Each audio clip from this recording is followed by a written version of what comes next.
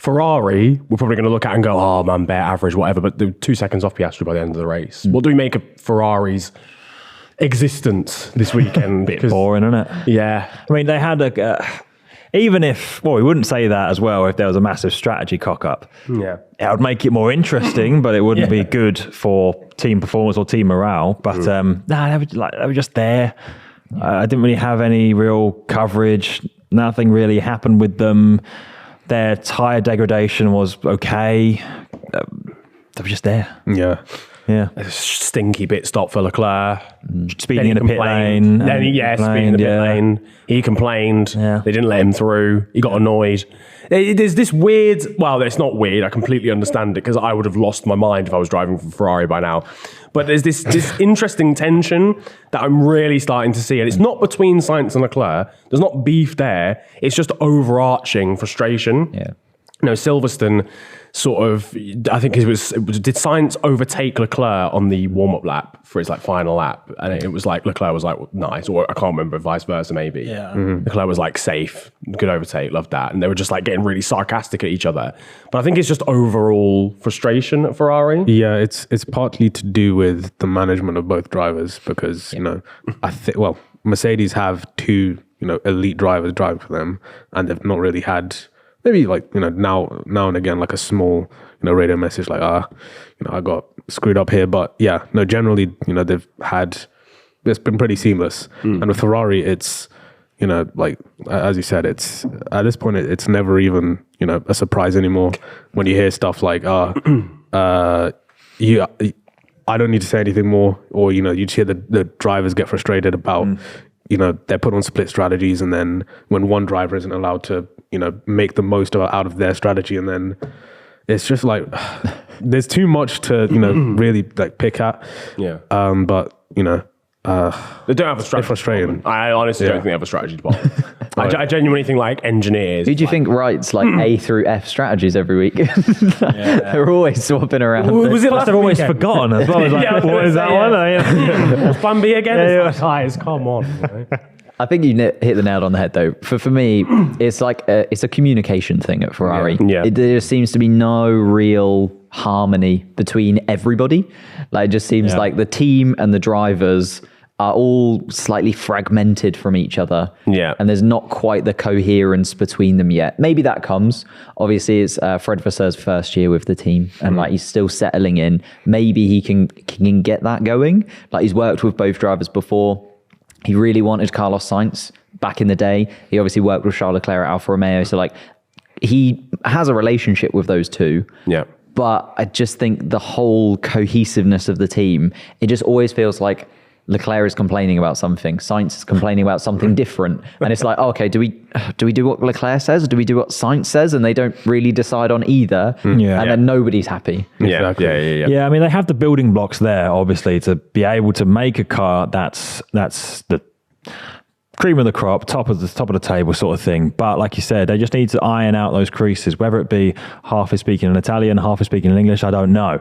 But it just needs to be a cohesive unit, and that falls on that falls on the shoulders of those in charge. That's it. It falls on the leader, which he's going in the right direction. Give it time, maybe, I don't know, I'm saying it again for the other teams, next year. It should be now. It should be now, but give it after the summer break. There might be a bit more of a cohesive plan. How long does he get though? That's the other thing. I think he's making progress as it is though. But that's the one thing I worry about with Ferrari a lot of the time is the way that they are happy to chop and change at the top. Yeah. They are willing to get rid of a senior member of their staff and swap them around fairly every happily. 2 years, doesn't it? Exactly. It's like the Red Bull element with their drivers. Ferrari do it at a team principle. But I think having Christian Horner as that cohesive message and having Toto Wolff as a cohesive message is different to swapping a driver. 100%. The driver, the driver, you can get into the team and the rest of the team obviously comes together and helps them as much as they possibly can. But when you've got a Toto Wolff, he just feels and similar actually to James Vowles this season, really impressed with James Vowles going into Williams. He just feels like he's organized everything well. And the driver can't do that. You can have the best driver in the world. You could put Max Verstappen in a Williams right now. he's not going to be able to make that difference. Yeah. I think taking James Vowles and putting him at the top of Williams has made a huge difference. I think it's like a bigger impact, like you said, because it's the umbrella of things that you do as a team principal. You know, the way your priorities, the way you lead a team. If you're someone who works at Ferrari, you've had probably about 4 different management changes, if you like, in like about 8 years. How are you ever going to get like a cohesive direction, if you like, team, you know, because everyone's taking it a different way, a different path. So On that point that you made, would you say that drivers are a product of the system? Yeah. So let's say put Verstappen in the Ferrari right now. I think Verstappen Is he the same level? I think that Verstappen still outperforms both Leclerc and Sainz if he's in that Ferrari right now. But I think his frustration with the team, like you hear, I don't know, the dynamic between Verstappen and Christian Horner seems like really good. Like sometimes you see Max Verstappen, like a couple of races ago, they were like, Max, don't come in. We don't want to go for fastest lap. We don't want to risk it. And he did it anyway. Yeah. Like, but he knows he can kind of get away with that.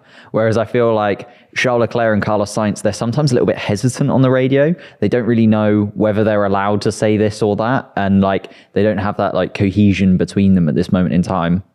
And it's similar to like, I think Renault or like Alpine are a similar one where again, like every season we say, oh, like Alpine and Renault are really going to kick on this year, but they change up who's in charge. And they never quite seem to make that step forward where Aston Martin have. Where Aston Martin's a bit of a different one where it seems like the team principal is not really the linchpin. It's been slightly higher up in Lawrence Stroll. Has kind of been that guy who's then put in place that system. But I think you do need to have that one cohesive person at the top who puts everything else in place. You see it in loads of different sports, right? We talk about Man United and that era with Alex Ferguson. He put everything in place. Arsene Wenger at Arsenal, like Pep Guardiola now at Man City. Everything goes through them. It's channeled through them. And I feel like with the driver, you can have the best driver in the world, but if you haven't got a cohesive team that is working for one singular goal, it just doesn't quite work. Yeah. And sorry. Go ahead. it's just interesting as well because like Ferrari, the proper big Ferrari management always intervene as well. They love like dipping a hand in and just like Micromanagement never works. Yeah. It's very annoying. Yeah. I'm not saying it from experience at all. What are you talking about? No, it's just there's no point. Just let it play out. Let the person who's meant to be in charge be in charge. Because you never know. It could have been a long-term strategy. There's nothing worse than a leader coming in and having like all these short-term ideas. Short-termism is the end of companies. Because at the end of the day, these are companies. They're teams, but they're also backed by companies, and you need to have that direction to be able to point them in the right place for. Sorry, that's my foot. Not me. Yeah. Just letting you know. Put on a cable. But yeah, you need to have that direction. You need to have that strong person in charge, which if you change it every now and again, it's not going to be that person, you know? Yeah, no, facts. So Ferrari, please stop sacking people. That is the moral of the story. If you could just keep your staff together. I think they're going to keep him for a while. Yeah. I mean, I think they're liking where it's going. Binotto maybe stayed on a bit too long, to be honest. I know I've just gone on a rant saying stop changing, but now that someone in charge seems to know what they're doing, has got a proven track record at Alpha, as you were saying, you never know.